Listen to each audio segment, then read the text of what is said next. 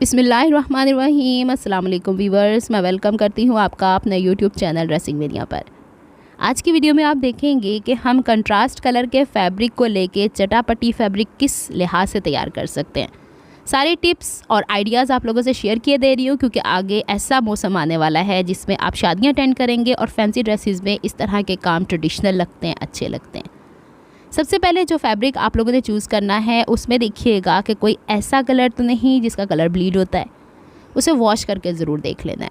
दूसरे नंबर पे उसे आयरन करके उसमें हर तरह की सिलवटें निकाल लेनी हैं। फिर इसे अच्छे से आप लोगों ने फ़ोल्ड करना है।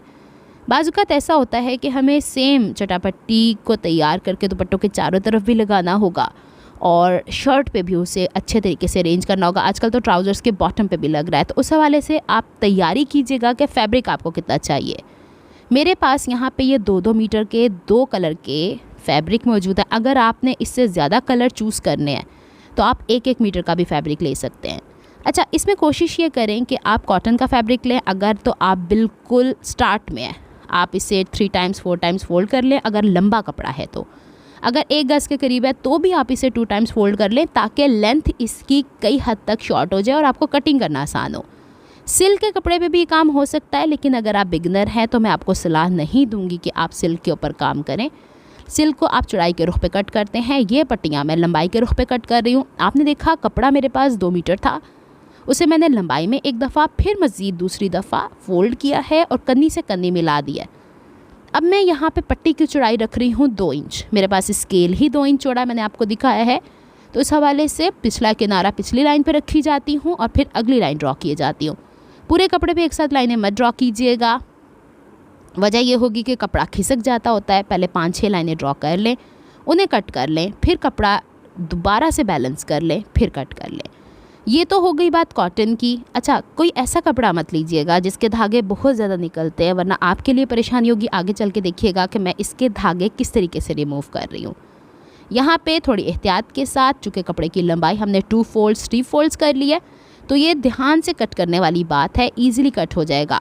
ख़्याल करिएगा कि कॉटन के अंदर या फिर किसी और इस तरह के फैब्रिक में जिसको हम खींच के फाड़ते हैं, उसके अंदर कपड़े में खिंचान ना हो। अमूमन सिल्क के कपड़े को जब हम चौड़ाई के रुख पे कट करते हैं तो उससे हमने खींच के फाड़ना होता है, उसमें आप ये काम कर सकते हो। लेकिन कॉटन में खींच के फाड़ने की ज़रूरत नहीं, धागे का ताना बाना बिगड़ जाता है और इतना स्ट्रेंथ तो होता ही नहीं है इसके धागे के अंदर कि हम ये काम कर सकें। अब सिलाई की बात आती है तो यहाँ पे हमारे पास 2 कलर्स हों, 3 कलर्स हों, तो कोशिश करें धागा वो मुंतखब करें जो कि डार्क कलर का हमारा फैब्रिक है। 2-2 पट्टियाँ उठाएं कंट्रास्ट की और जितना सिलाई का गैप आपने रखा है उस हवाले से आप सिलाई करती जाएं। सिलाई करते हुए चूँकि मैंने ये कपड़े लंबाई में कट किए हैं तो दोनों पट्टियों को हल्का सा खींच रही हूँ सामने की तरफ से, तो सिलाई अच्छी आ रही है। अब ये मेरे पास सारी पट्टियाँ इस तरह तैयार हो गई हैं कि मैंने इनको पेयर बना बना के स्टिच किया है। अब इसकी मैं आपको बता देती हूँ आयरनिंग कैसे करनी है। जिस हवाले से आप लोगों ने इसकी सिलाई की है उसको आयरन कर लें।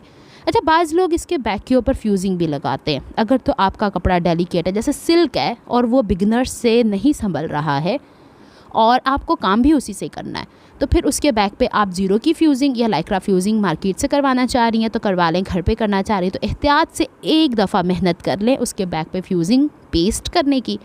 उसके बाद पट्टियाँ आप रख के सीधा स्केल की मदद से कट कीजिएगा।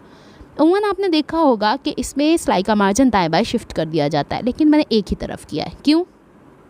कपड़ा इट्सेल्फ थोड़ा मोटा है और इसके बैक पे मुझे फ्यूजिंग की भी ज़रूरत नहीं पड़ी है, सामने की तरफ से दिख भी नहीं रहा है, तो बेहतर ये है कि ज़्यादा झंझट पे पड़ने से बेहतर एक तरफ को आप फ़ोल्ड कर लो। वो फिर आप पे डिपेंड करता है कि आप कौन सा फैब्रिक मुंतखब कर रहे हो। अब जब हमने पेयर कर लिया था उसके बाद हमने इसे 2-2 पट्टियों को उठाना है जो ऑलरेडी पेयर हो चुकी हैं, उसको आपने 4 के सेट में स्टिच करना है। इस तरह से काम आसान हो जाता है। अब ऐसा नहीं है कि हमने एक पट्टी स्टिच की दूसरे से, फिर उसके साथ तीसरी कर ली, चौथी कर ली, 5वीं कर ली, हेडेक हो जाएगा। बहुत ज़्यादा काम है। छोटे मोटे कामों में तो हो जाता है, जैसे आपने सिर्फ स्लीव्स के आगे लगाना है, गले पे लगाना है, लेकिन अगर आपने पूरे ड्रेस के लिए तैयार करनी है तो फिर आपको थोड़ा सा ध्यान रखना पड़ेगा। कुछ बहनें कहेंगी इसमें मेहनत बहुत ज़्यादा, ऑब्वियस सी बात है, मेहनत ही का फल आपको मिला करता है, इसी में ही खूबसूरती आती है। आजकल तो वैसे इसके बने कपड़े भी मिलते हैं लेकिन एग्जैक्ट हमारे ड्रेस के साथ मैचिंग के नहीं मिलते, फिर हमें यही काम करना पड़ेगा।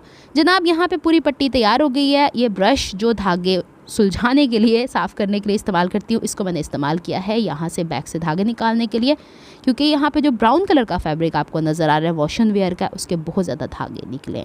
अगर आपको मेरी एफर्ट्स पसंद आती हैं तो please like my videos, subscribe to my channel, hit on the notification bell for more updates. अब देखें ये पूरा फैब्रिक तैयार है। चाहे तो इससे आड़ी पट्टियाँ तैयार करें 1.5 इंच की, 2-2 इंच की। चाहे तो आप इससे जैसे वर्टिकल लाइंस होती हैं चौड़ाई के रुख पे, वो लंबे लंबे से रेक्टेंगल पीस होते हैं, वैसे तैयार करें, आपकी मर्ज़ी है। आप अगले प्रोजेक्ट्स में देखेंगी कि मैं इससे कमीज़ के ऊपर क्या डिज़ाइनिंग कर रही हूँ, दुपट्टे के ऊपर से कैसे इस्तेमाल कर रही हूँ। फ़िलहाल के लिए मेरा मकसद था आज की वीडियो में ये पूरा फैब्रिक अरेंज करके दिखाना कि बग़ैर सिलवटों के, थोड़ी मेहनत करके और अच्छी चीज़ तैयार कैसे की जाती है। अब देखें, आप पट्टियाँ चाहे तो यूँ काटें, चाहे तो उरेब वाली कट कर लें। मैंने उरेब वाली कट करनी है, तो इंशाल्लाह मैं नेक्स्ट वीडियो में आप लोगों को बताऊंगी कि पूरी बाय स्टेप को कैसे तैयार करूँगी। दुपट्टे के ऊपर तो 8-9 गज़ लगेगी। नेक्स्ट वीडियो तक के लिए दुआ में याद रखिएगा, अपना बहुत ख्याल रखिएगा। अल्लाह हाफिज़।